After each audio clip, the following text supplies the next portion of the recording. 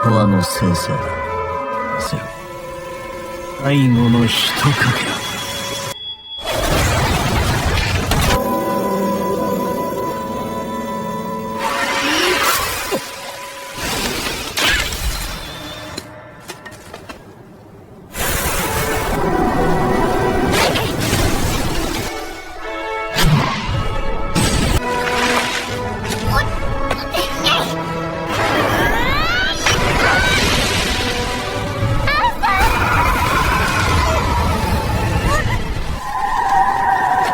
集める。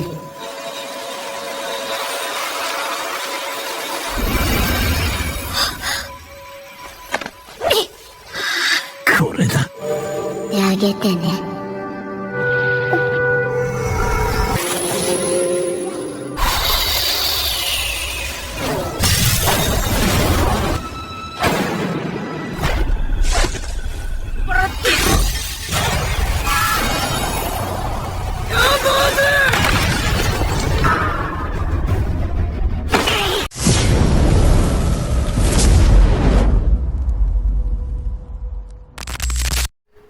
Cerita diawali dengan menunjukkan seorang raja yang sedang bertarung dengan begitu kuatnya, dengan dipenuhi aura yang sangat luar biasa.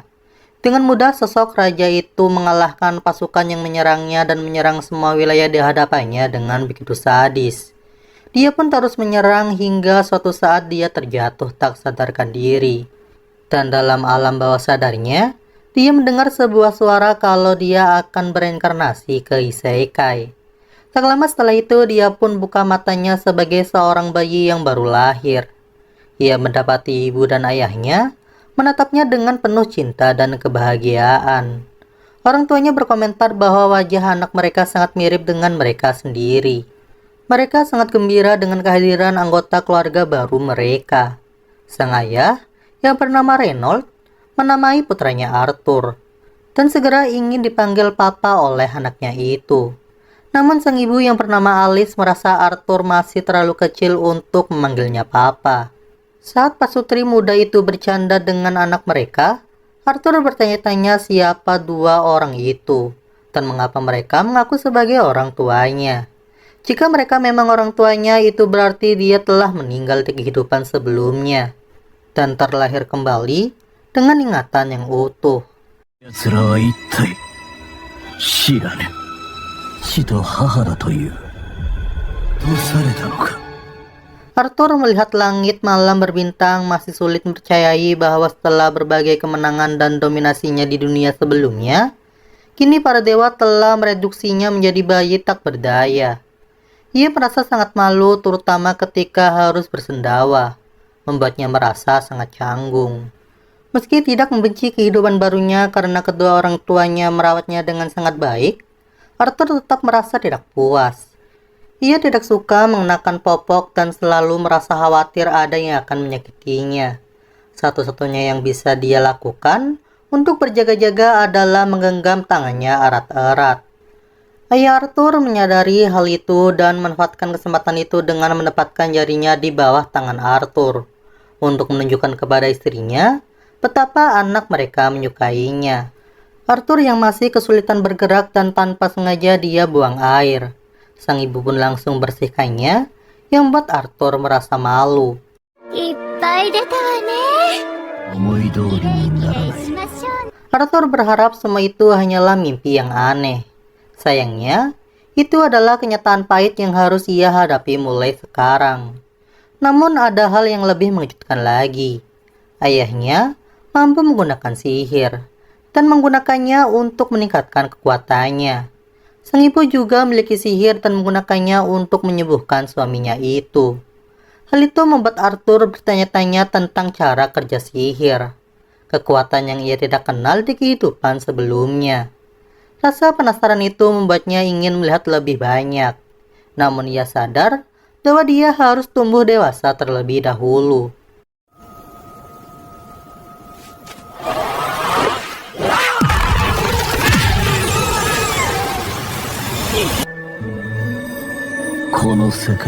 Sementara itu ayahnya masuk ke hutan dan menaklukkan seekor binatang dengan menggunakan sihir penguat. Tak lama kemudian sekelompok temannya datang untuk berkumpul. Di sisi lain, karena tidak ada hal lain yang bisa dilakukan oleh Arthur, Arthur mulai mengamati sekitarnya dan menyerap sebanyak mungkin pengetahuan. Baginya pengetahuan adalah kekuatan. Setelah sesi berburu, Reynolds kemudian pulang dan Arthur bertanya-tanya apakah dia sekarang berada di masyarakat yang memperbolehkan setiap individu memiliki senjata. Jika benar, berarti ada bahaya yang mengancam dari luar. Arthur pun merasa penting untuk memperoleh kekuatan secepat mungkin, agar bisa beradaptasi dengan dunianya tersebut. それだけ危険だと言える。武器を所持できる社会に力を手にする必要がある。 Walaupun banyak pertanyaan yang belum bisa ia ajukan, di tengah semua frustasi itu Arthur tetap merasa bahagia, karena bisa merasakan momen-momen hangat bersama dengan kedua orang tuanya. Di kehidupan sebelumnya, Arthur bahkan tidak pernah bisa tidur dengan nyenyak dan tenang, karena selalu ada upaya pembunuhan di setiap malamnya. Kini ia akhirnya bisa merasakan kedamaian, dan mulai terbiasa dengan kehidupan barunya di Isekai. Setelah berhari-hari, berminggu-minggu, dan mungkin berbulan-bulan, ia akhirnya bisa belajar merangkak. Dengan cepat, ia menuju ke cermin untuk melihat penampilannya. Setelah terbiasa merangkak dan menguasai gerakan tubuhnya, Arthur mulai menyelinap keluar dari tempat tidurnya saat orang tuanya tidak ada.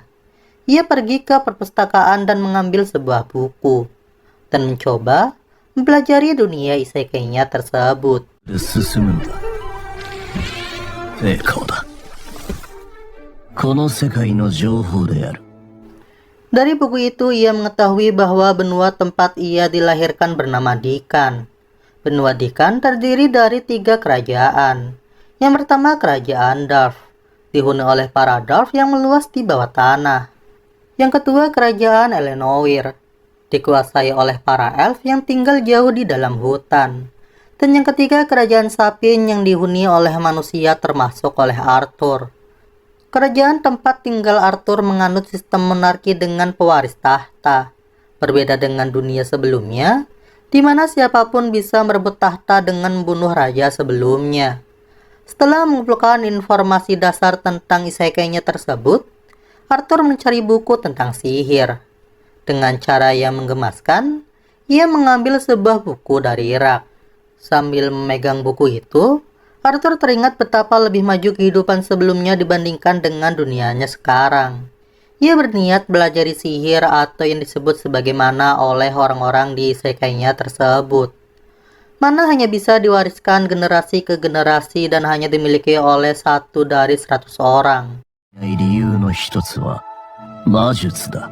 にはマナと呼ばれる血によるものが多く、かゆい。 Selain itu, ada 2 bentuk mana di isekainya tersebut. Yang pertama augmenter, di mana penggunaan mana untuk meningkatkan kemampuan fisik. Yang kedua conjurer, di mana orang memproyeksikan mana dan mengendalikannya sesuka hati. Saat membaca, Arthur teringat pada kemampuan ibunya sebelumnya, yang membuktikan bahwa ibunya adalah seorang conjurer. Setiap orang yang memiliki mana memiliki inti mana atau mana core, yang biasanya baru bisa diakses saat pubertas atau menuju dewasa. Ketika seorang berhasil menguasainya, mereka bisa menjadi seorang penyihir. に眠るマナのかけらを一箇所に魔術師となれるのだ。 Arthur merasa konsep ini mirip dengan Ki yang ia kenal di kehidupan sebelumnya. Namun, ia masih ragu apakah pengetahuan itu akan berguna baginya. Saat mencoba memusatkan Ki dalam tubuh barunya, tiba-tiba alis ibunya menggendongnya. Arthur awalnya berpikir ibunya menyadari apa yang sedang ia lakukan. Tetapi ternyata Alice hanya menyadari bahwa Arthur buang air lagi. Saat Alice mengganti popoknya, Arthur merasa kembali frustrasi dengan tubuh bayinya yang terasa seperti penjara. Ia bertekad untuk mendapatkan kekuatan lebih besar suatu hari nanti. Yang kemudian Alice menghabiskan waktu mendokumentasikan perkembangan Arthur dan merasa sangat bangga dengan kemajuannya. Namun ia merasa sedih karena Arthur belum pernah tersenyum kepada mereka. 世界一可愛くて、笑顔を見たことがない。Alice menatap keluar jendela dan melihat suaminya yang sedang mengajari Arthur menggunakan pedang. Ray dengan senang hati melaporkan kemajuan Arthur, tetapi Alice malah marahinya. Ia merasa Arthur terlalu muda untuk belajar keterampilan berbahaya itu. Arthur yang menyaksikan interaksi mereka mulai belajar tentang konsep pernikahan dari hubungan kedua orang tuanya. Meskipun begitu, ia mulai berpikir bahwa dunia itu mungkin dikuasai oleh perempuan. Kemudian Alice mengajak Arthur pergi ke pasar. Arthur merasa sangat antusias melihat banyak hal baru. Setiap benda yang ia lihat seolah menjadi pelajaran baru baginya, terutama barang-barang yang tidak ada di dunianya sebelumnya. Ia bahkan sempat menyaksikan sihir secara langsung yang menurutnya sangat berguna. Dalam perjalanan pulang, Arthur mulai mengantuk, tetapi sebelum tidur, ia merenungkan betapa berharganya keluarganya baginya. Mereka akhirnya sampai di rumah, dan Alice membawa Arthur ke kamarnya, dan sepanjang jalan ia berbicara tentang betapa bahagianya saat Arthur menyelinap keluar dari tempat tidur untuk membaca, atau saat melihat rasa ingin tahunya ketika di pasar. Alice merasa sifat penasaran itu diwarisi dari ayahnya, yaitu Ray. 世話してくれている。わからない。おやすみなさい。 Alice berharap Arthur dapat menjalani kehidupan yang lebih damai dan tidak terlalu terburu-buru menjelajahi dunianya. Meskipun ia tahu mungkin pada akhirnya Arthur akan pergi untuk melihat dunia yang lebih luas. Pada sore itu, Arthur perhatikan ayahnya melakukan sihir. Ia merasa sangat antusias membayangkan betapa menyenangkannya memiliki seorang yang bisa mengajarinya secara langsung. Arthur melihat ayahnya mengangkat beberapa batu dari tanah, tetapi rasa kecewanya mulai muncul. Namun sebelum kekecewaannya semakin mendalam, Alice datang dan meyakinkannya bahwa Ray baru saja mulainya. Ia minta Arthur untuk mengamatinya lebih seksama. 私は幸運だ。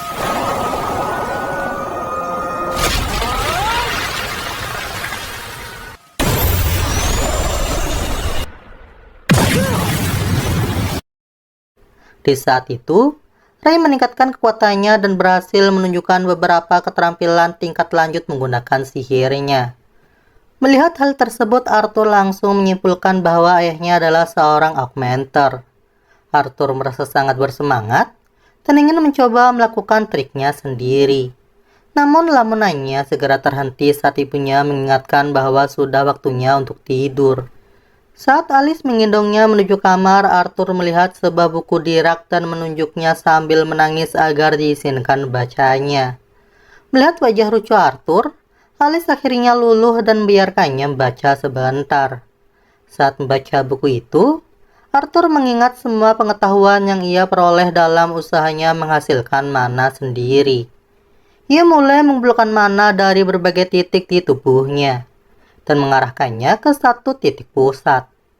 Ia terus melakukannya dalam waktu yang cukup lama, hingga ketika orang tuanya mengira ia sudah tertidur, tiba-tiba terdengar letakan keras dari dalam rumah. この先生だ。重ない作業だった。手に集中させろ。最後の一かけ。 Mendengar ledakan itu, Ray dengan cepat melindungi Alice, tetapi punggungnya terbakar akibat ledakan tersebut. Setelah memastikan Alice baik-baik saja, mereka berdua teringat bahwa mereka meninggalkan Arthur di dalam rumah. Dengan panik, mereka berlari masuk dan terkejut bukan main saat melihat Arthur melayang di udara. Mereka hanya bisa terpaku melihat pemandangan itu tanpa tahu harus melakukan apa. Saat Arthur perlahan turun ke tanah, atap rumah tiba-tiba mulai runtuh. Karena masih kecil, Arthur tidak sempat menghindar. Tetapi orang tuanya bergerak dengan cepat dan melindunginya dari bahaya yang hampir merenggut nyawanya. Setelah itu, mereka semua pun menangis, terharu karena selamat dari kecelakaan itu. Arthur menyadari bahwa Alice dan Ray akan melakukan apapun untuk melindunginya. Rasa aman itu adalah sesuatu yang tidak pernah ia rasakan di kehidupan sebelumnya. に実を結んだ。油断した。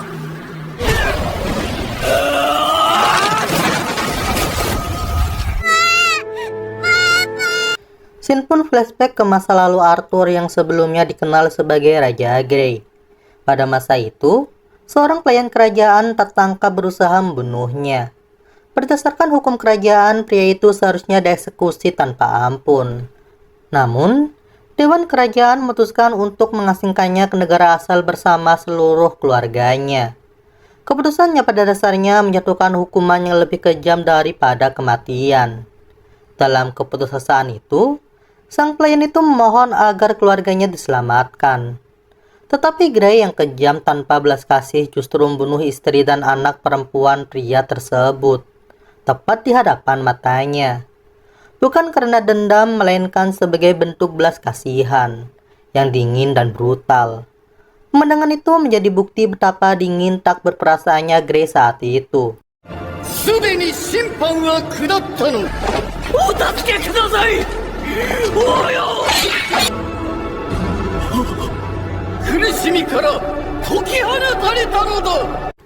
Hingga sulit percaya bahwa Arthur yang kini menjadi bocil yang polos adalah reinkarnasi dari raja yang pernah memerintah dengan tangan besi nan tirani itu.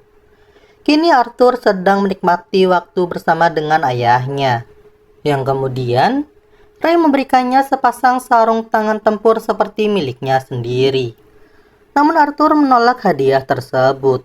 Menurutnya dengan tubuh kecilnya saat ini, mengenakan sarung tangan justru akan perpendek jangkauan serangannya dan mengurangi efektivitasnya. Ray tidak mempermasalahkan keputusan tersebut. Ia hanya tersenyum dan langsung mengajak Arthur bertarung seperti biasanya. Tapi latihan hari itu tidak seperti biasanya.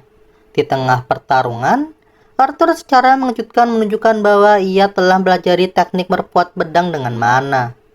Dengan kekuatan barunya itu, ia berhasil melucuti senjata ayahnya untuk pertama kalinya. Ray kemudian terkaget karena pedangnya bisa patah, dan kemudian dia pun terdiam. Terkesima melihat betapa cepatnya anaknya berkembang. Naruhodo.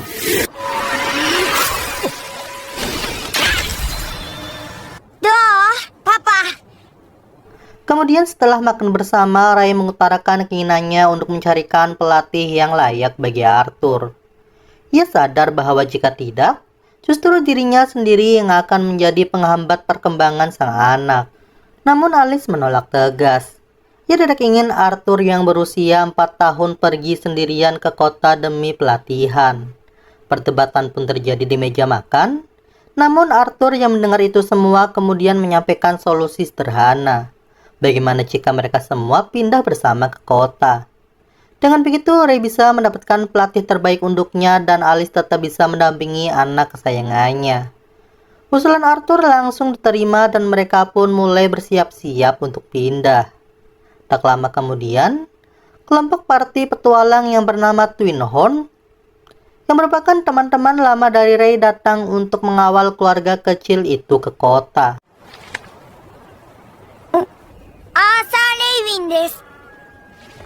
Yang kemudian Arthur memperkenalkan diri kepada mereka semua dan bertemu dengan pimpin kelompok parti tersebut, yaitu Adam. Adam mengatakan bahwa mereka pernah bertemunya sebelumnya, tetapi Arthur masih terlalu kecil untuk mengingat hal itu. Namun di sini Arthur justru mengingat semuanya dengan jelas. Terlebih lagi, saat rumah mereka meledak karena latihan mananya, kelompok Twin Horn datang untuk membantu membangun kembali rumah tersebut. Saat itu pula Arthur diam-diam mendengar percakapan mereka dan mulai mengetahui bahwa kedua orang tuanya dulunya adalah bagian dari parti tersebut, sebelum memutuskan untuk hidup damai.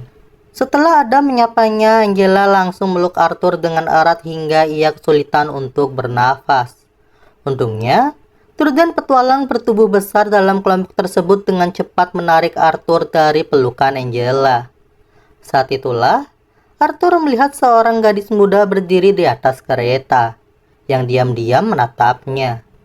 Dia adalah Jasmine, sosok petualang yang pendiam, dan tampak bukan tipe yang ramah. Ia hanya memandang Arthur dari kejauhan, namun tetap hanya cukup untuk membuat Arthur terdiam sejenak.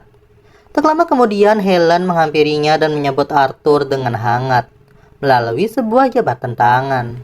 Setelah memperkenalkan dirinya dan juga Jasmine, Helen mengakhiri sesi perkenalan party Twin Horn. Perjalanan menuju kota Sirius pun dimulai. に向かっているらしい。楽しみね、アーサー。 Dalam diam, Arthur membandingkan sistem transportasi di dunia barunya dengan kehidupan lamanya, di mana mobil terbang adalah hal yang biasa. Meski kendaraan yang sekarang terasa primitif, ia tidak terlalu mempermasalahkannya. Terlebih lagi karena ibunya yang penyayang selalu berada di sisinya. Dalam perjalanan, mereka rutin beristirahat. Namun di salah satu perhentian, mereka diserang oleh sekawanan monster serigala liar. Kejadian ini membuka mata Arthur bahwa dunia luar ternyata sangat berbahaya. Jasmine tampil pertama untuk menghadapi para monster. Dengan dua bilah belatinya, ia melumpuhkan para serigala dengan mudahnya. Ray, Adam, dan anggota Twin Horn lainnya segera menyusul membantu.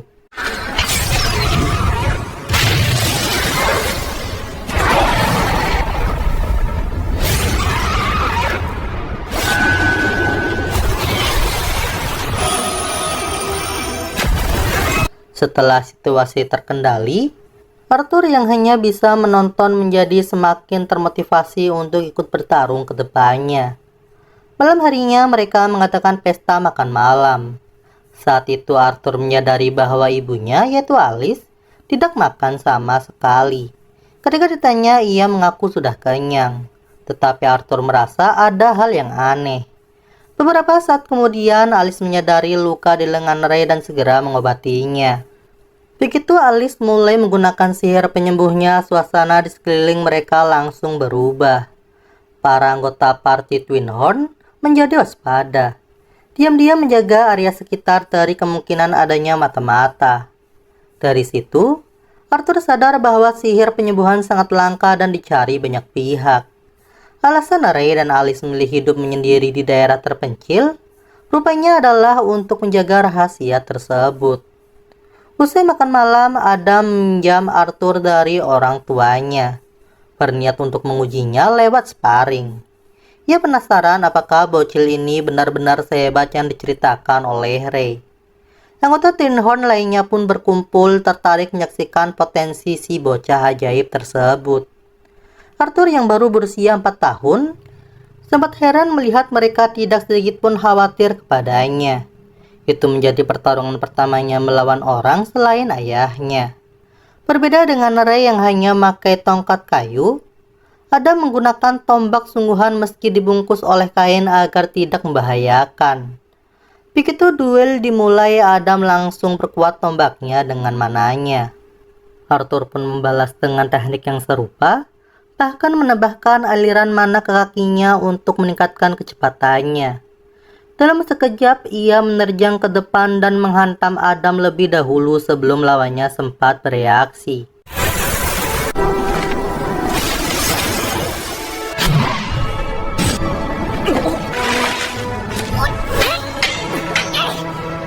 Ia lalu menyelinap di antara kaki Adam dan menciptakan jarak dengan kecepatan yang luar biasa, mengejutkan semua orang yang menonton.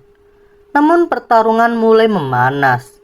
Mereka saling beradu kekuatan, dan Arthur akhirnya terhempas akibat selisih kekuatannya begitu besar. Tubuh kecilnya tidak mampu menahan dampak pukulan Adam dan terbang beberapa meter. Untungnya Angela dengan sigap menggunakan sihir anginnya untuk memperlambat jatuhnya Arthur, mencegah luka yang serius terjadi. Turden segera menegur Adam karena terlalu serius melawan anak kecil, mengingat bahwa ia seharusnya menahan diri. Adam mengangkat tangannya dan mengaku bahwa dirinya terbawa suasana karena terkejut oleh teknik Arthur, yang begitu cepat dan sangat overpower. Dalam hati, Adam bertanya-tanya seperti apa latihan yang Ray berikan hingga Arthur bisa sehebat itu di usia 4 tahun. Saat menoleh ke arah Jasmine, Ia melihat gadis itu memandang Arthur dengan ekspresi penuh rasa ingin tahu. Jasmine bertanya bagaimana Arthur bisa bergerak secepat itu, dan mohon agar diajarkan caranya. Melihat wajah seriusnya, Arthur tahu bahwa Jasmine tidak akan menyerah sampai ia mendapatkan jawabannya. Keesokan paginya, perjalanan dilanjutkan kembali. Dalam salah satu perhentian, Arthur melanjutkan latihannya. Adam mengajarkannya dasar-dasar menggunakan tombak, sementara Ray menunjukkan berbagai gerakan latihan fisik, meski ia sendiri tidak terlihat terlalu kuat. Setelah itu, Helen mengajari Arthur memanah, dan ia pun dengan cepat menguasainya. Setelah semua latihan hari itu selesai, Arthur akhirnya menepati janjinya, mengajari Jasmine teknik yang ia minta. Jasmine ternyata dengan cepat menguasai teknik tersebut. でも学びになった。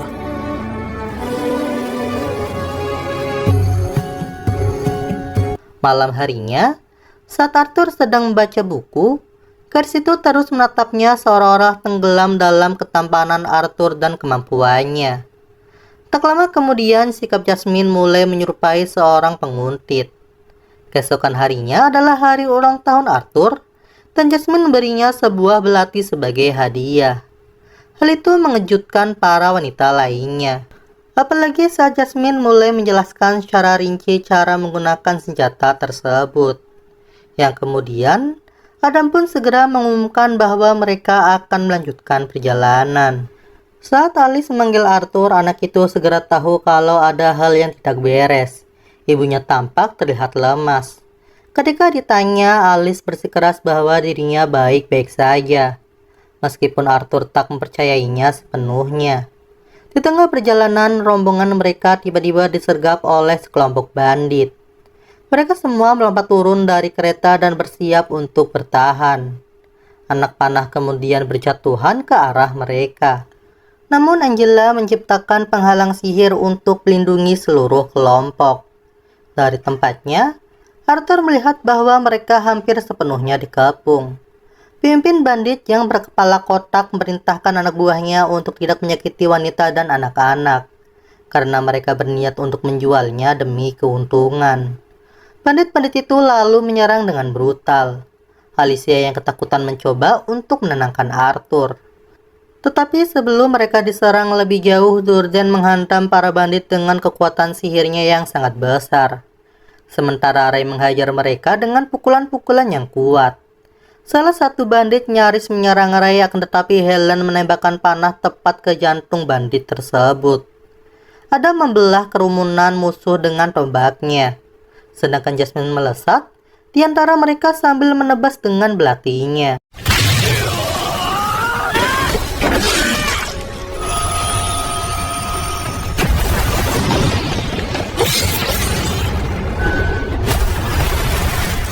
Melihat semua itu, Arthur mengakui bahwa para anggota Twinhorn memang sangat tangguh. Namun jumlah bandit terlalu banyak. Setelah bertarung cukup lama, mereka mulai kelelahan. Sementara bandit-bandit itu terus bertatangan. Ray akhirnya dihantam dan terlempar ke arah kereta hingga tak sadarkan diri. Hal itu memberi kesempatan bagi pemimpin bandit untuk mendekati Alice dan juga Arthur. Melihat ayahnya dalam kondisi seperti itu, Arthur dan ibunya keluar dari kereta untuk menolong. Namun Ray yang sudah siuman meminta mereka untuk mundur. Dalam keadaan tubuh yang babak belur, Ray tetap berdiri dan minta Arthur untuk membawa ibunya pergi. Arthur yang polos dan keras kepala menolak karena ingin bertarung bersama dengan mereka. Tapi Ray akhirnya mengungkapkan alasan utamanya, yaitu Alice sedang hamil. Fakta itu menjawab semua kecurigaan Arthur selama ini mengenai kondisi ibunya. Ray lalu mintanya melarikan diri dan percayakan keselamatan Alice dan anak yang dikandung ibunya kepada Arthur. Dengan cepat, Arthur menggenggam tangan Alice dan berlari menjauh. Pemimpin bandit yang marah memerintahkan anak buahnya untuk mengejar mereka. Namun Ray segera menahan sang pemimpin. Dan saat keadaan mulai mendesak, Adam dan Jasmine melemparkan pisau ke arah bandit yang mengejar, membuka jalan bagi Arthur dan ibunya. Tak lama kemudian, seluruh anggota Twinhorn ikut membantu.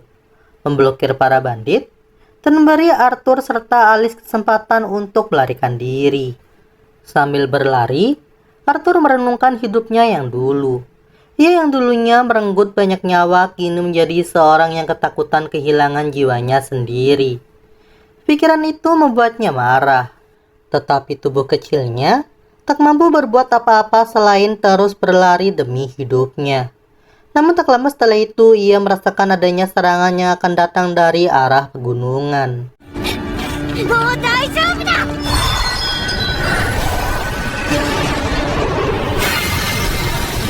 Saat Arthur menoleh ke atas, ia melihat seorang bandit mencurigakan tengah bersiap menyerang mereka menggunakan sihir. Tanpa pikir panjang, ia segera mendorong ibunya menjauh untuk melindunginya. Namun aksi heroiknya itu membuatnya terkena sihir dan kehilangan keseimbangan hingga terjatuh dari tebing gunung. Saat Arthur jatuh dari tebing yang mengerikan itu, Arthur memantapkan diri bahwa jika ia harus ke akhirat, ia tidak akan pergi sendirian. Ia segera mengeluarkan belati pemberian Jasmine yang memiliki tali terikat kepadanya, lalu melemparkannya ke arah musuh, dan besi itu pun menancap di kaki lawannya dan menarik pria itu turun bersamanya dari atas gunung. Sementara itu, Durden dan Angela mencoba menggunakan sihir untuk menyelamatkan Arthur. Namun jaraknya sudah terlalu jauh, dan mereka tak bisa menjangkaunya sebelum ia jatuh menghantam tanah.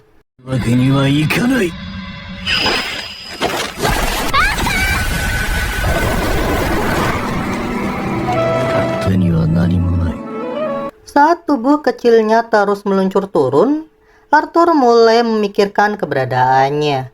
Dari atas tebing, sang ibu menatap dengan tangan terulur berniat untuk menolongnya, dan berharap dirinya masih bisa meraih anaknya.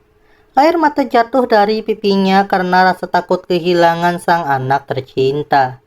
Di sisi lain, Arthur merasa lega karena berhasil melindungi keluarganya, bahkan jika harus dibayar dengan nyawanya sendiri.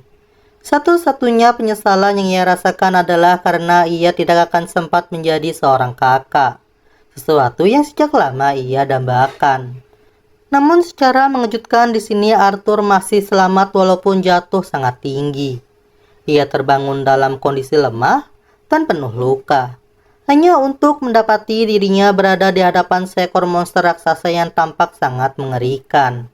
Rasa takut menyelimutinya seketika, menandai awal dari perjalanan baru yang akan ia tempuh sendirian dengan penuh ketidakpastian.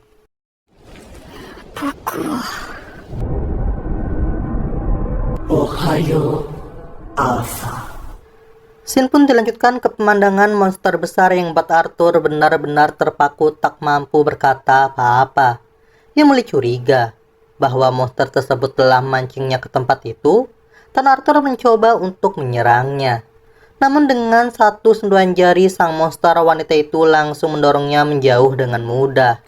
Ia lalu meyakinkan Arthur bahwa dirinya bukanlah musuh dan kemudian dia bangkit, memetik sebuah buah ajaib dari tanaman misterius yang ia tanam sendiri untuk diberikan kepada Arthur. Ia mengira bocah itu pasti butuh makanan dan nutrisi untuk memulihkan lukanya. Arthur tidak percaya bahwa monster menyeramkan tersebut justru bersikap seperti seorang ibu yang peduli kepadanya. Meski masih curiga dengan niat sang monster, rasa sakit akibat luka yang tak kunjung sembuh membuatnya tidak bisa bergerak, dan ia akhirnya pun menangis terseduh-seduh. Sang monster naga wanita berjanji akan menjawab semua pertanyaan di benak Arthur. Mendengar itu, Arthur akhirnya makan buah yang diberikan oleh monster itu.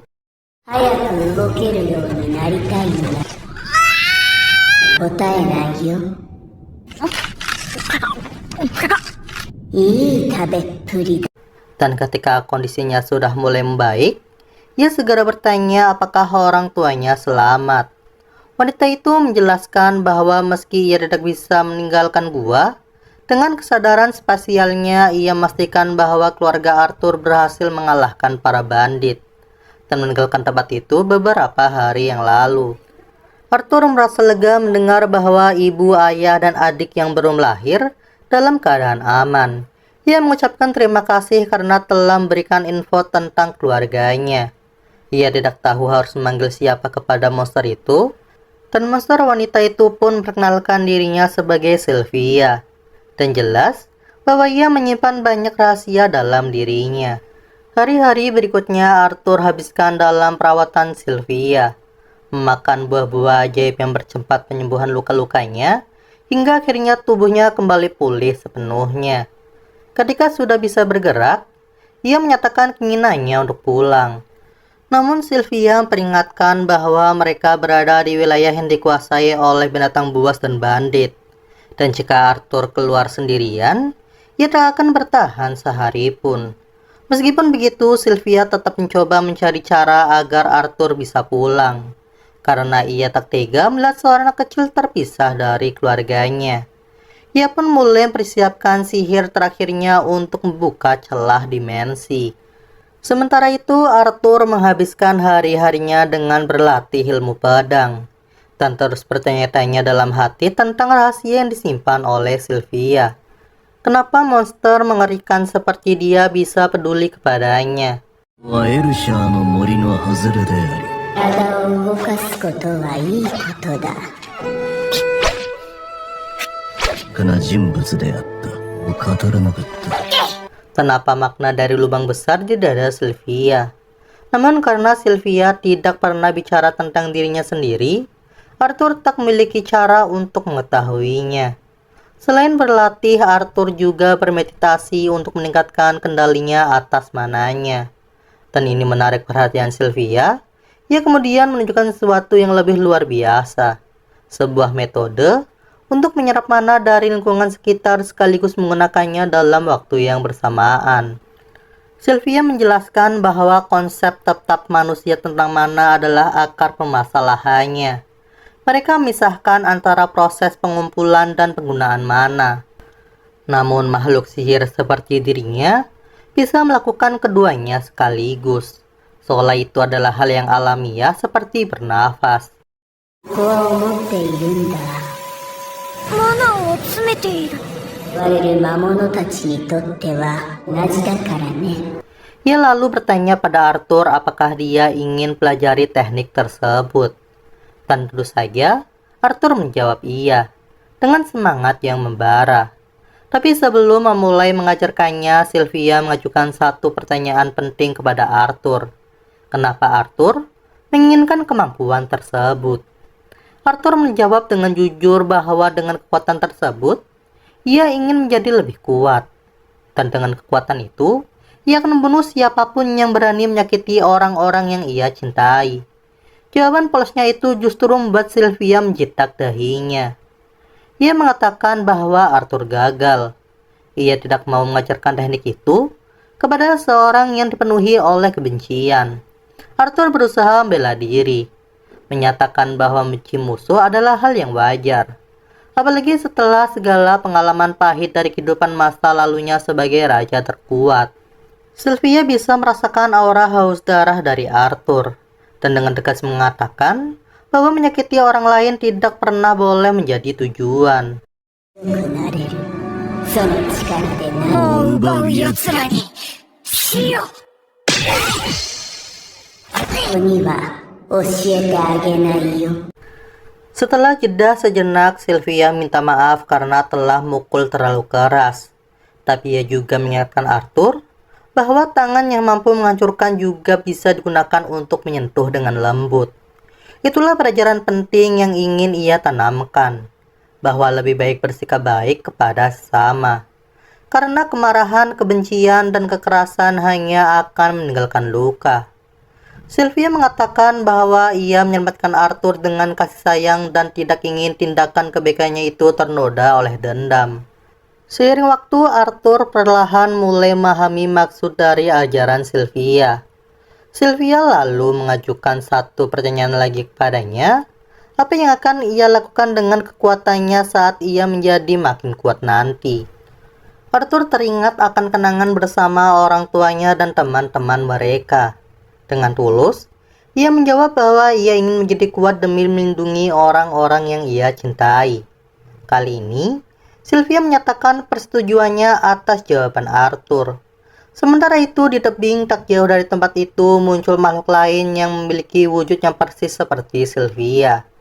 Makhluk itu mengatakan bahwa ia telah mencari Sylvia yang menghilang dari kerajaannya dan bersembunyi.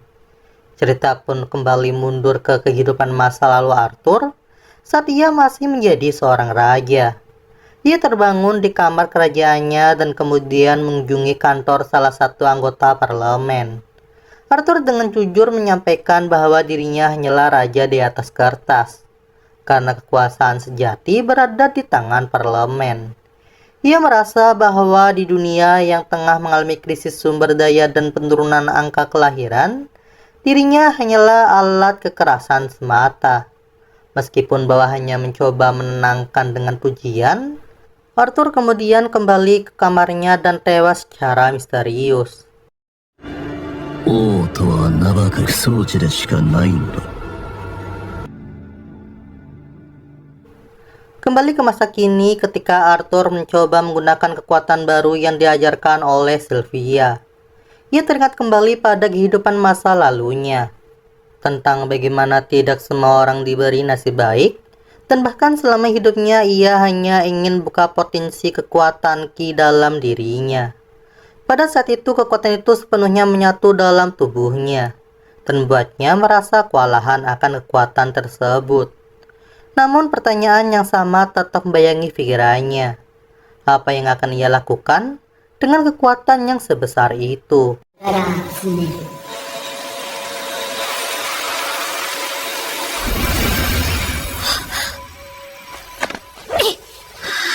これだ。お見事。 Ketika Arthur sedang berlatih dengan energi yang mengalir deras dalam tubuhnya, Sylvia tiba-tiba melemparkannya ke dalam sebuah celah batu yang besar. Arthur pun kebingungan. Bertanya-tanya, mengapa Sylvia yang selama ini begitu lembut justru menyembunyikannya. Sylvia hanya beritahunya agar ia tidak takut dan bahwa ia harus tetap di sana untuk sementara waktu. Dari balik batu itu, Arthur menyaksikan kekuatan yang luar biasa. Makhluk lain yang wujudnya mirip dengan Sylvia akhirnya muncul. Ternyata ia telah mengikuti jejak darah untuk menemukan lokasi Sylvia. Makhluk tersebut memaksa Sylvia untuk kembali bersamanya. Namun Sylvia menolak dan menunjukkan bahwa ia siap bertarung sampai mati. 共に来てください。お断りだよ。流行りますよ。 Ketika makhluk itu mulai menyerang, Sylvia menampakkan wujud aslinya sebagai seekor naga. Saat ia menghembuskan nafas, seluruh area di sekitarnya langsung membeku. Makhluk itu mengingatkannya bahwa menggunakan kekuatan sebesar itu akan membunuhnya. Namun Sylvia mengatakan bahwa ia tidak peduli karena sudah menjalani hidup yang baik dan siap mati demi mempertahankan pilihannya. Baginya lebih baik mati daripada menyerah. Pertarungan sengit pun terjadi. Arthur hanya bisa menyaksikan semuanya dari dalam batu dengan mata yang terbelalak karena kekuatan mereka berdua begitu luar biasa. Makhluk itu melawan dengan kekuatan yang tak kalah hebat dan tampak mulai menguasai keadaan. Namun Sylvia tidak menyerah. Ia melepaskan serangan pamungkasnya yang menghentikan seluruh area tersebut dan melumpuhkan lawannya.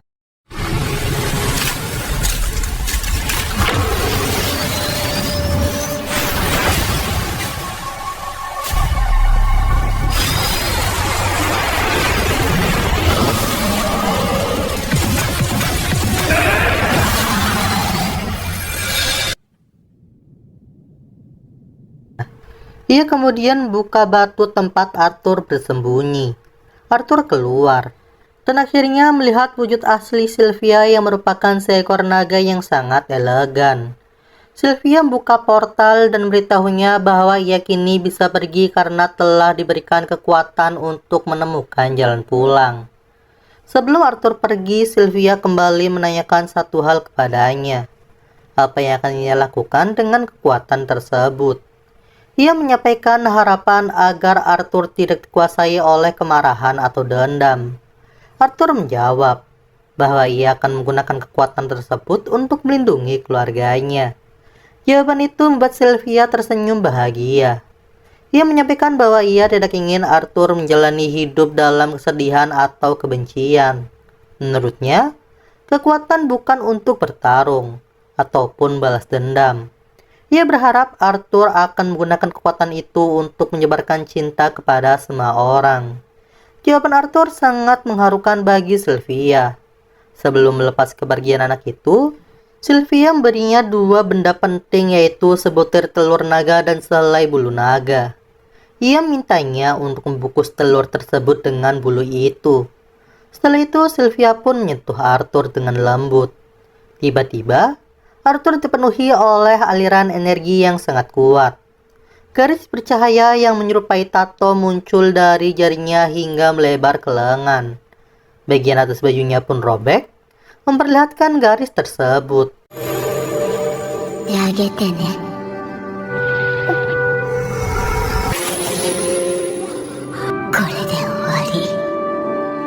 Sylvia pun mengakui bahwa sebenarnya ia bisa mengirim Arthur pulang lebih awal, karena ia memang tahu caranya sejak awal. Arthur selama ini mengira bahwa alasannya tinggal adalah karena keadaan di luar yang tidak aman. Tetapi Sylvia akhirnya mengungkapkan kebenaran yang sesungguhnya. Ia menyukai kebersamaan mereka. Memiliki seorang untuk diajak bicara dan berbagi kebersamaan adalah sesuatu yang sudah lama ia tidak rasakan. Kehadiran Arthur telah menjadi anugerah berharga baginya. Arthur sendiri juga sangat menikmati waktu bersama dengan Sylvia. Ia merasa telah belajar banyak darinya. Perpisahan pun menjadi sangat emosional. Dengan berlinang air mata, Arthur menyesali kenyataan bahwa ia tidak bisa melakukan apapun untuk melindungi Sylvia. Ia mengingat kembali segala hal yang telah diajarkan oleh Sylvia, termasuk kekuatan yang telah diberikan kepadanya.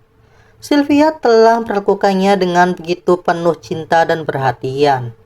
Tetapi pada akhirnya, Arthur merasa gagal karena tidak mampu menyelamatkannya.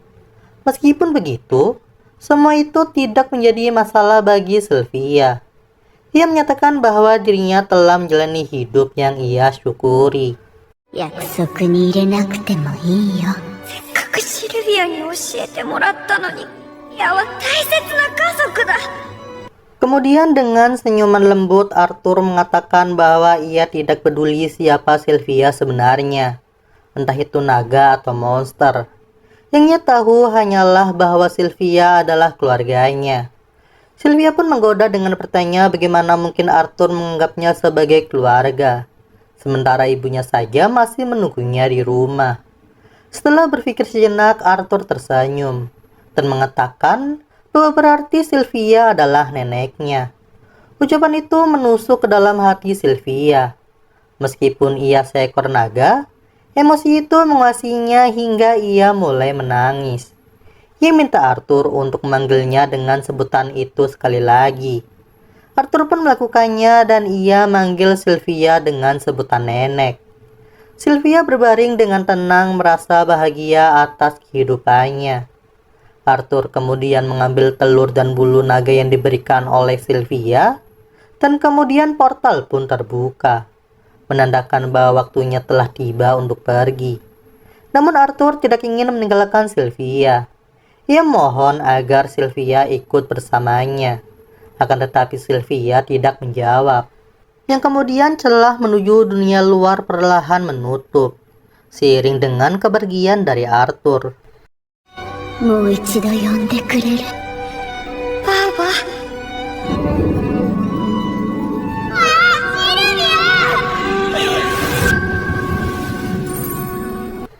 Yang kemudian Sylvia melepaskan sihirnya yang batasi pergerakan di dunia kecil tempat mereka berada. Dan lawannya pun sekarang dapat bergerak dan menggunakan kekuatannya.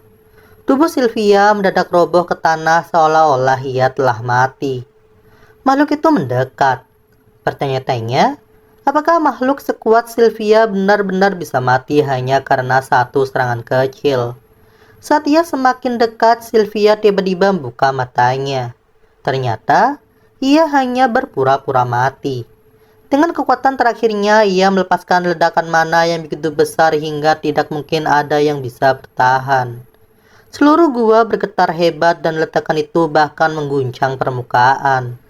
Sementara itu, Arthur melanjutkan perjalanannya pulang sambil menangis. Suara Sylvia terdengar menggema di langit. Ia mengingatkan Arthur untuk tidak melupakan percakapan mereka. Ia mengakui bahwa kesedihan adalah hal yang wajar. Namun ia mohon agar Arthur tetap tersenyum di tengah rasa sakitnya. Ia melarang Arthur menggunakan kesedihannya sebagai alasan untuk membalas dendam. Namun Arthur merasa bahwa ia tidak memiliki kemampuan untuk melakukan hal itu. Sylvia menyarankan agar ia tidak memaksakan diri untuk langsung tersenyum, melainkan mengambil langkah kecil demi langkah kecil mengubah dunia secara perlahan. Arthur mulai meragukan dirinya sendiri, tetapi Sylvia mengingatkan siapa dirinya sebenarnya. Ia adalah Raja Grey, raja yang terkuat. Ia mampu melakukan apapun. Sylvia mohon agar ia tidak mengisi hatinya dengan kemarahan dan rasa sakit, melainkan hidup dengan kebahagiaan. Arthur pun terkejut karena ternyata selama ini Sylvia telah mengetahui siapa dirinya yang sesungguhnya. Itu adalah momen penuh kejujuran dan emosi yang mendalam. Suara Sylvia perlahan mudar tertiup angin. Arthur yang kini telah kembali ke dunia nyata, dengan hati-hati menyimpan hadiah dari Sylvia ke dalam tasnya. Dengan semangat dan tekad baru, ia melanjutkan perjalanan pulang dan berniat mengubah dunia dengan senyuman. Sylvia. Scene pun dilanjutkan dengan Arthur yang perkuat kecepatan gerakannya menggunakan mananya. Arthur berlari melintasi hutan Ailshire dengan hati-hati agar tidak merusak telur Sylvia. Saat melompat dari satu pohon ke pohon lain seperti seekor monyet, tiba-tiba ia mendengar suara sekelompok manusia. Ia pun mendekati mereka berharap kelompok itu bisa membawanya ke kota tempat keluarganya berada. Namun saat ia mendarat di atas pohon di atas mereka, ia menyadari bahwa mereka ternyata adalah 4 bandit yang telah menculik seorang gadis elf untuk dijual sebagai budak. Arthur teringat bahwa beberapa hari sebelumnya ia telah menghadapi kelompok serupa yang mencoba menangkap dirinya dan ibunya untuk dijual sebagai budak. Dengan asumsi bahwa para bandit itu berhubungan dengan mereka, Arthur pun merasa bahwa ia harus membalas perbuatan mereka. Sementara itu, para pedagang budak mendorong gadis elf itu ke dalam kereta mereka dan bersiap meninggalkan hutan tersebut. Menyaksikan kejadian itu membuat Arthur marah, tetapi ia teringat pada nasihat Sylvia dan mencoba menenangkan dirinya.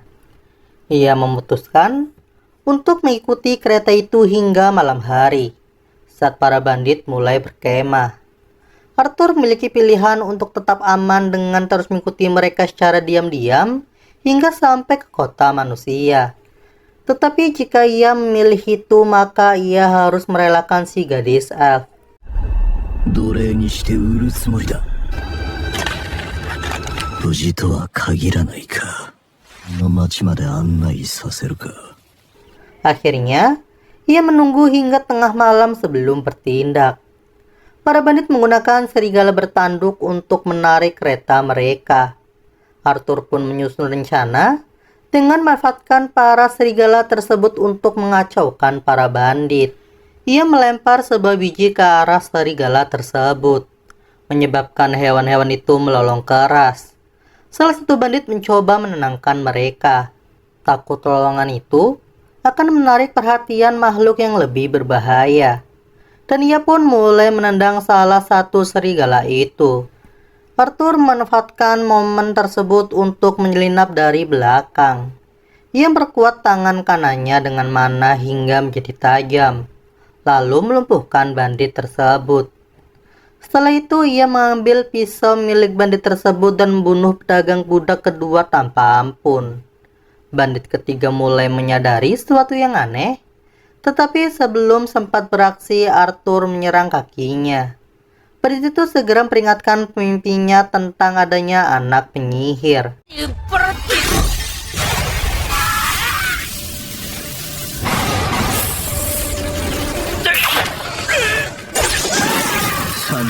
Tetapi sang pemimpin tidak menganggapnya serius dan hanya melihat peluang untuk mendapatkan uang yang lebih banyak. Ia yakin bahwa ia bisa menangkap Arthur hidup-hidup. Jadi ia menjatuhkan pedangnya karena tidak ingin merusak produk yang akan ia jual. Bandit itu memperkuat tangannya dengan mana sebelum menyerang Arthur dengan tangan kosong. Arthur berhasil menghindari serangan pertama dan mencoba merebut senjata pemimpin bandit menggunakan trik benang yang ia pernah gunakan dalam pertarungan sebelumnya. Namun pemimpin bandit yang jauh lebih berpengalaman dengan cepat menyadari triknya dan menendangnya hingga terlempar. Ia kemudian mengangkat Arthur dari kakinya dengan mudah dan menyatakan bahwa pertarungan itu sudah berakhir. Namun, bagi Arthur itu justru adalah sebuah permulaan. Yang kemudian Arthur membakar kaki kiri pemimpin bandit itu dengan sihir apinya, yang membuat pria itu marah besar dan memutuskan bahwa ia tidak akan lagi menjual Arthur, melainkan akan membunuhnya dan menjual mayatnya kepada kolektor aneh. Saat pemimpin bandit itu sibuk mengoceh dengan kemarahannya, Arthur menggunakan teknik benangnya untuk melemparkan pisau dan menancapkannya langsung ke dahi pria itu, yang membuatnya terbunuh seketika.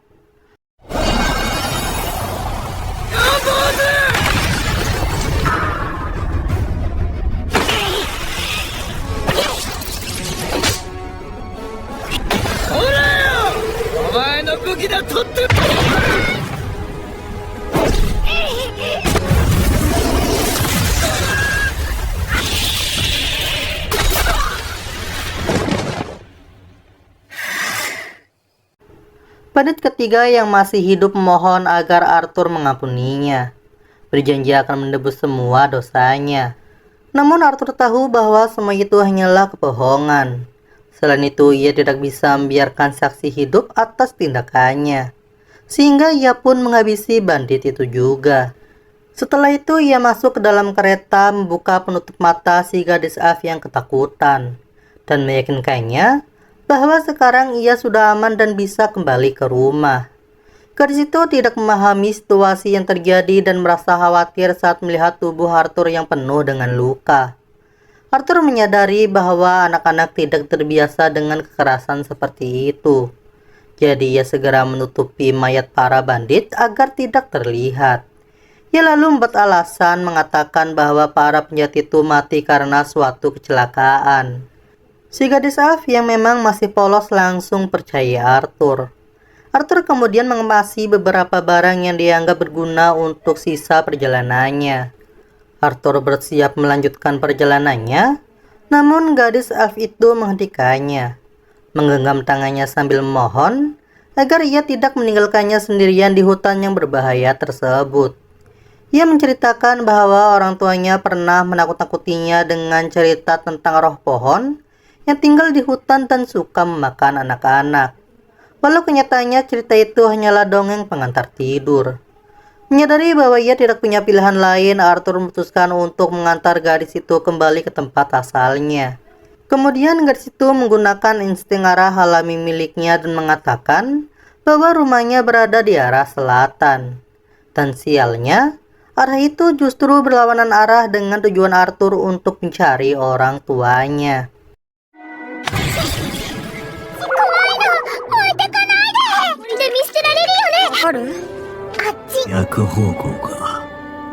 Di sini Arthur pun bertanya bagaimana bisa ia sampai diculik. Gadis Af itu menjelaskan bahwa ia tersesat ke dalam hutan saat sedang mengejar kupu-kupu. Arthur tidak terkejut, ia memang sudah menduga kalau penyebabnya akan sesederhana itu dan tidak semasuk akal itu. Ia pun teringat kembali pada kehidupan masa lalunya ketika ia juga pernah dipenjara di usia yang sama. Tak ingin gadis itu mengalami penderitaan yang sama, Arthur akhirnya memutuskan untuk mengantarkannya pulang. Namun gadis Af itu tidak ingin menggunakan para serigala bertanduk sebagai alat transportasi. Ia menjelaskan bahwa hewan-hewan itu bisa mati jika dipisahkan terlalu lama dari habitat alaminya. Dengan keberanian yang tulus, ia melepaskan ikatan mereka satu persatu. Dan para serigala itu pun perlahan kembali ke dalam hutan dengan tenang. kembali ke tempat mereka berasal. Arthur merasa bersyukur telah menyelamatkan seorang gadis dengan hati yang sebaik itu. Dan perasaan itu membuatnya semakin mantap untuk mengantarkannya pulang dengan selamat. Keesokan paginya kedua anak itu memulai perjalanan mereka dengan berjalan kaki menembus hutan.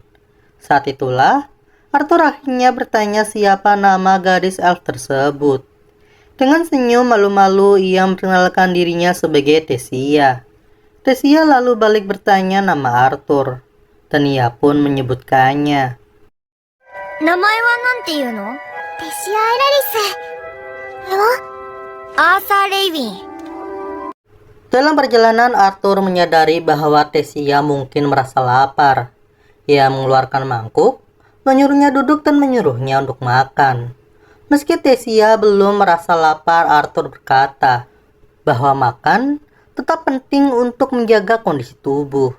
Apalagi perjalanan mereka masih panjang. Saat ia mengucapkan itu, ia teringat pada Sylvia yang pernah berinya nasihat serupa. Makanlah, bahkan saat kau tidak lapar karena tubuhmu tetap butuh tenaga. Ia tidak bisa menahan senyum menyadari dirinya mulai berbicara seperti Sylvia. Tapi memang begitulah saat seseorang sering bersama, di mana mereka mulai meniru cara mereka bicara dan bersikap. Setelah makanan disajikan, Tessia menggerutu, mengeluh aroma aneh dari masakan itu. Arthur hanya bisa membatin. Apakah Tessia berpikir serius tentang hal itu padahal dia sudah diselamatkan dan diberi makan, akan tetapi dia masih juga protes. Dan dia berpikir kalau Tessia hanya anak-anak yang polos. Ia mencoba memperbaiki rasa masakan dengan menambahkan daun-daunan. Tetapi tetap saja, Tessia tidak suka. Saat itu Arthur menyadari bahwa dirinya memang tidak pernah benar-benar mengalami masa kanak-kanak. Baginya, makanan adalah soal bertahan hidup, bukan soal rasa. Melihat keluhan polos dari Tessia membuatnya mengerti apa itu masa kecil dan bagaimana anak-anak berpikir. Tessia kemudian merengek ingin makanan manis. Namun jelas, tak ada satupun hal manis di tengah hutan seperti itu. 変な匂い。甘いもの食べたい。って湯がいただけだから少しはマシなんだろうけど。 Perjalanan mereka berlanjut dan cukup menarik, bahkan menyenangkan dengan cara yang tak terduga.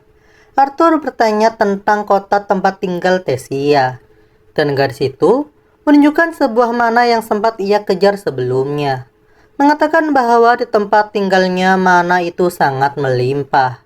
Ia juga tidak sabar untuk segera terbangun dan bisa belajar langsung dari gurunya. Arthur terkejut. Ia tidak tahu bahwa para elf punya sistem pendidikan seperti itu. Saat ia bertanya lebih lanjut, Tessia malah tampak bingung. Tidak benar-benar memahami maksud pertanyaan dari Arthur. Menjelang malam, mereka berhenti dan Arthur mendirikan sebuah tenda untuk Tessia tidur. Namun saat mendengar lolongan serigala bertanduk yang sebelumnya ia lepaskan, Arthur mulai khawatir. Mereka mungkin akan menyerang. Ia sedikit menyesal tidak membunuh mereka saat ia punya kesempatan. Yang kemudian Tessia masuk ke dalam tenda dan menyuruh Arthur untuk ikut tidur. Tapi Arthur menolak karena ingin berjaga. Sifat pelindung dalam dirinya muncul seperti seorang kakak. Akan tetapi di sini Tessia ngotot dan ia bilang bahwa kakeknya pernah peringatkan agar tidak tidur di tempat yang sama dengan lawan jenis. Akan tetapi untuk kali ini, ia akan membuat pengecualian. Ia bahkan bersumpah akan menyimpan rahasia itu. Meski begitu, Arthur tetap menolak. Namun Tessia keluar lagi dengan wajah yang ketakutan. Ia berkata bahwa jika Arthur tetap berjaga di luar, maka makhluk berbahaya yang dikhawatirkan bisa saja menemukannya. Demi membuat Tessia merasa aman, Arthur akhirnya masuk ke dalam tenda. 外にいて見張ってるからさ。何を私に託したかったんだ。おじいちゃまには言われたけど、あれで寄ってきちゃうんじゃないかな。それで、あなたはテントの中で見張るべきかと。安全のためね。 Di dalam, Tessia mulai berbicara tentang manusia. Menurutnya, manusia itu mesum dan suka punya banyak istri. Arthur tentu saja kaget dan ingin membantah. Namun sebelum ia sempat menjelaskan apa-apa, Tesia sudah lebih dulu tertidur. Tak lama kemudian Arthur pun menyusul terlelap. Keesokan harinya perjalanan mereka berlanjut. Dari melompati punggung gunung hingga berjalan di atas permukaan air. Arthur menunjukkan diri sebagai sosok kakak yang bisa diandalkan. Bersama Tesia, ia mulai mengerti arti sebenarnya menjadi anak-anak. Yang ceria bebas dan penuh rasa ingin tahu. Namun perjalanan itu terasa panjang dan jujur saja Arthur mulai merasa khawatir tentang keadaan orang tuanya. Meski begitu, Tesia tampak semakin nyaman berada di dekatnya. Ia mengobrol dengan bebas menceritakan segala hal yang melintas di pikirannya. Tiba-tiba Arthur merasakan rasa nyeri tajam di inti mananya. Ia menyedarkan tubuhnya ke dinding batu, menahan rasa sakit. Tesia yang mengira Arthur hanya kelelahan segera berlari untuk mencari tanaman obat. Tapi rasa sakit itu makin kuat, menusuk dari dalam tubuhnya. 耐え難い激痛だった。大丈夫？薬になる草探してくるね。その後も痛みが引かず。 Saat itu pula seekor serigala bertanduk muncul dari balik pohonan. Arthur merasa kalau itu adalah waktu yang sangat buruk, yang membuatnya panik. Ia bersiap untuk melindungi Tesia dan berteriak padanya agar lari. Namun yang tidak ia duga, serigala itu tidak menyerang. Sebaliknya hewan itu menjatuhkan sepotong daging dari mulutnya dan kemudian pergi begitu saja ke dalam hutan. Tesia tersenyum lebar dan berkata, kalau itu adalah hadiah dari anak baik. Kalau kita bersikap baik, maka kebaikan akan datang kembali. Tapi, apakah mereka berdua memang sudah cukup baik untuk hal itu? Mereka pun memanggang daging itu. Setelah satu gigitan, Tesia langsung bersorak senang karena rasanya jauh lebih enak daripada masakan aneh dari hari sebelumnya.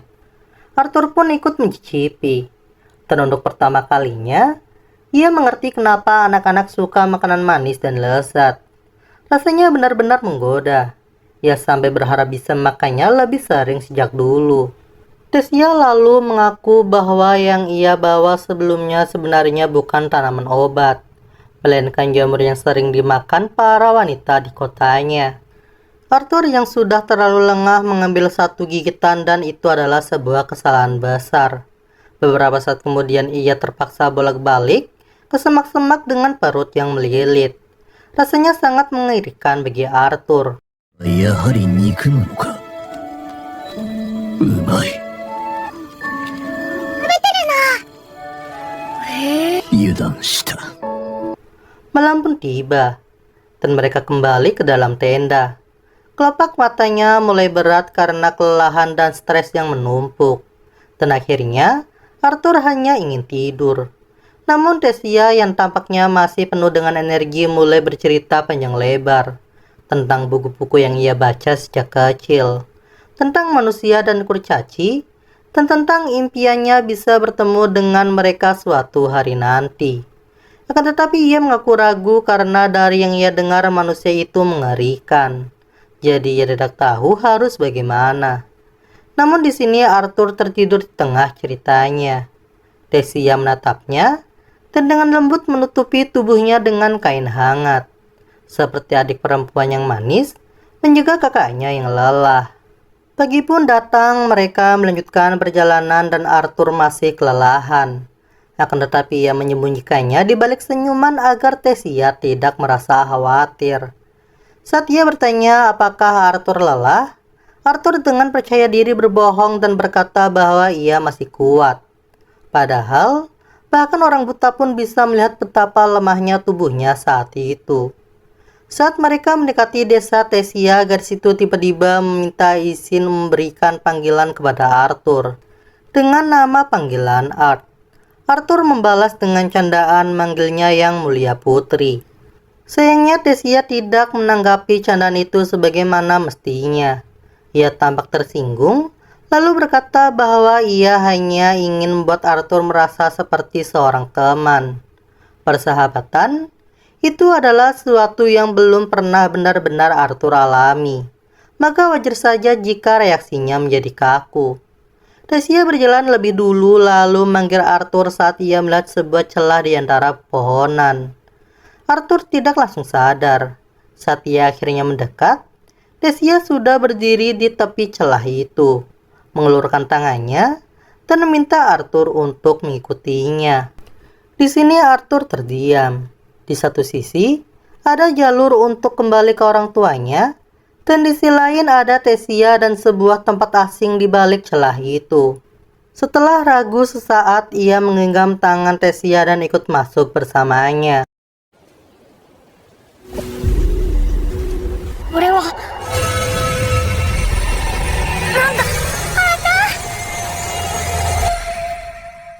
Mereka akhirnya tiba di sisi lain. Di sini Arthur yang jatuh ke tanah terlalu lelah untuk berdiri. Tetapi sebelum ia bisa memulihkan dirinya sepenuhnya, sekelompok penjaga bersenjata mengepung mereka. Salah satu dari mereka berkata bahwa mereka telah melacak mereka melalui portal teleportasi. Dalam sekejap, pedang ditempelkan ke leher Arthur. Ia berteriak manggil Tesia, tapi saat ia menoleh, Tesia hanya berdiri diam. Wajahnya tanpa ekspresi. Tidak ada rasa takut dan tidak ada kegelisahan. Hal itu membuat Arthur berpikir apa yang telah terjadi. Apakah kebaikannya selama ini benar-benar akan dibalas dengan sebuah pengkhianatan? に行って